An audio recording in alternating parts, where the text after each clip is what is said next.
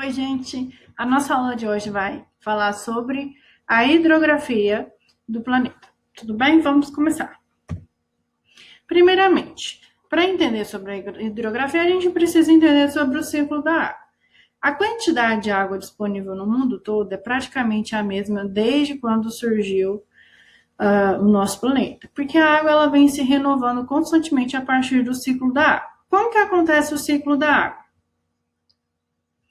Os raios solares aquecem as águas, fazendo com que essa água evapore. Quando essa água evapora, ela entra em processo de condensação e formam-se as nuvens. As nuvens vão armazenando a água até as nuvens se condensarem e acontecer o processo de precipitação, ou seja, vai chover. Quando chove, essa água ela é devolvida à superfície terrestre. E aí ela entra tanto na superfície do solo, volta para os rios, também como pode chover propriamente nos rios, tá bom? A água também, gente, ela pode infiltrar no solo e ficar na superfície terrestre, estão formando os famosos aquíferos, tá bom? Então, esse é o ciclo da água. Primeiramente, os rios. Qual que é o conceito de rio? São cursos de água com canais definidos, pertencentes a uma rede de drenagem. Então, o rio ele vai possuir 4 partes principais: a nascente, o leito, margem e foz. Nascente é o local onde o rio inicia seu curso. Ele pode iniciar de 2 formas. Primeiro, no topo de montanhas bem altas, existem camadas de gelo. Essa camada de gelo pode se derreter e formar um rio. Ou o próprio rio pode nascer da própria terra de águas subterrâneas e começar o seu curso. Leito, local onde correm as águas de um rio. É onde o rio leva suas águas, tá bom? A margem é o local que rodeia um rio. Pode ter a margem da direita e a margem da esquerda. Muito simples isso. Quando você vai ter acesso a um rio, provavelmente você vai ter que ter acesso pela margem, ou da direita ou da esquerda. E a foz? A foz é onde o rio deságua, que pode ser em um rio, ou pode ser propriamente em um oceano. Bacias hidrográficas. As bacias hidrográficas são regiões hídricas compostas por um rio principal e seus afluentes. Geralmente, esse rio principal ele é de grande extensão e seus afluentes de pequena extensão. Existem alguns tipos de bacias. Bacia endorreica. O rio principal deságua no interior do continente, seja em outro rio, tá bom? Ele deságua em outro rio. Endorreica. O rio principal deságua fora do continente, por exemplo, quando ele deságua no mar. Arreica. O rio principal infiltra-se em áreas arenosas e simplesmente desaparece. Desaparece dentro do solo. Claro que isso não vai acontecer de uma hora para outra, tá bom? É todo um processo. E criptorreica. Bacias que o escoamento das águas é subterrâneo. Justamente, as águas elas não chegam a desaparecer, mas elas infiltram no subterrâneo, no solo da Terra, tá bom? Esses são os tipos de bacias hidrográficas. Os lagos. Os lagos são depressões preenchidas por sedimentos da água. Existe o relevo. Esse relevo possui uma determinada depressão e essa depressão foi sendo preenchida por água.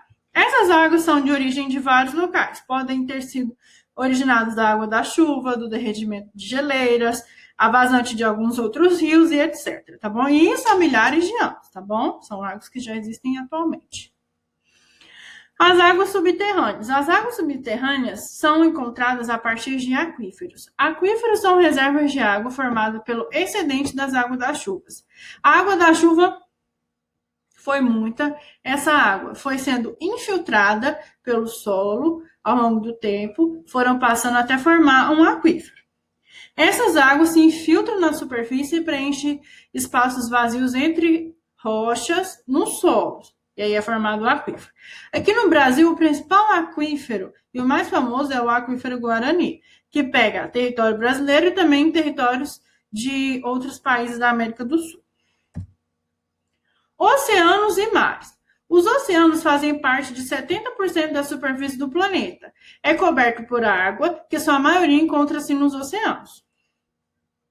Fazem parte de importantes rotas históricas de transporte e mercadorias, que a gente vê na matéria de história, em outras matérias, que grande parte do acesso aos outros continentes davam por rotas marítimas, a partir do oceano.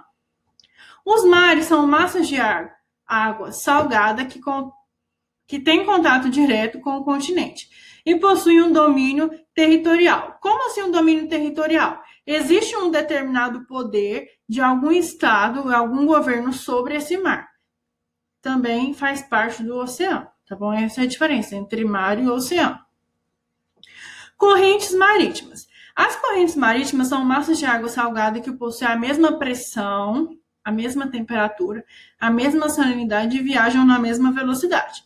Elas interferem diretamente no clima da região, dependendo se forem correntes frias ou se forem correntes quentes. No filme Procurando Nemo, mostra bastante, tem uma parte lá das tartarugas que mostra eles viajando sobre uma corrente marítima. Vou mostrar para vocês. Eu tenho que chegar na corrente leste australiana sem reguear. Irmão, tu tá nela, irmão. Saca só.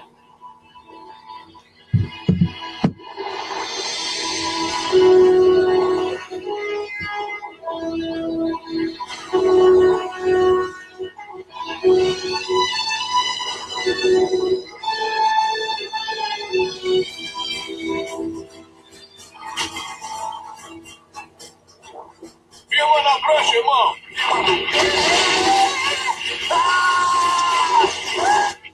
Essa é a corrente.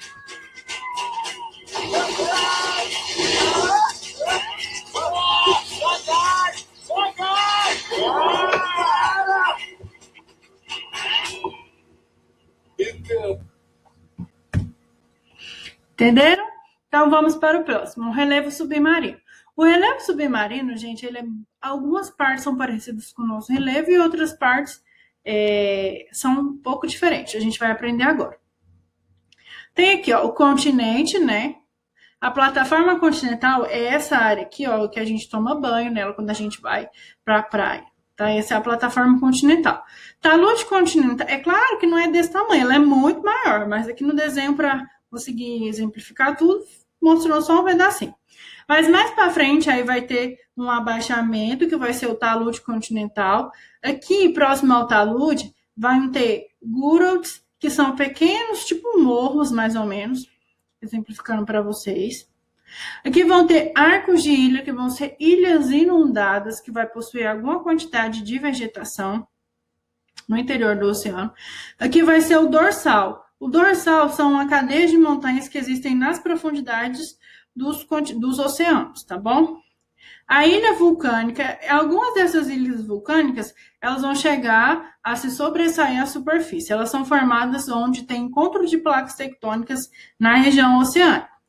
Os montes marinhos, que são também pequenas elevações, e a região pelágica, que é a região mais arenosa do continente, tá bom? A morfologia litorânea. Primeiro, a gente tem as falésias. As falésias são áreas, igual eu coloquei aqui, ó, áreas que são íngremes e são formadas pelo movimento da água do mar. A água do mar vem aqui, bate e volta. A água do mar vem aqui, bate e volta. Então, toda essa forma foi sendo desenhada a partir dessas questões, tá bom? As baías, elas se caracterizam por serem porções do mar ou oceano rodeadas por terra. São essas porções assim, ó. Mar ou oceano. Essas são as baías. E, por fim, as penínsulas. São porções de terra circuladas por águas. Tá vendo aqui, ó? Isso é uma baía. Isso aqui também é uma baía, tá bom? Uma baía não, uma península. O continente todo, o continente não. Todo o país do Japão é formado por pequenas penínsulas, tá bom? Essa foi a nossa aula de hoje. Espero que vocês tenham entendido o conteúdo. Eu quero que vocês copiem todos esses slides, com exceção das imagens, é claro, no caderno de vocês, e quero que vocês façam no livro da página 717 até a 720. Beijo e bons estudos!